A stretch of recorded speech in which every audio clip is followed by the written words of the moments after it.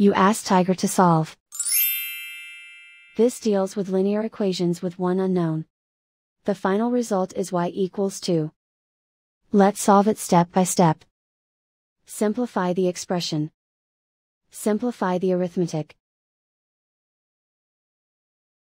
Group all y terms on the left side of the equation. Subtract y from both sides. Group like terms. Simplify the arithmetic. Group like terms. Simplify the arithmetic. Group all constants on the right side of the equation. Add 2 to both sides. Simplify the arithmetic.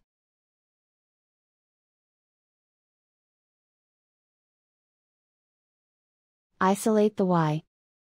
Divide both sides by 3. Simplify the fraction.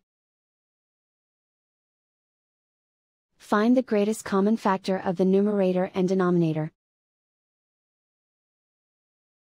Factor out and cancel the greatest common factor. And so the final result is y equals 2.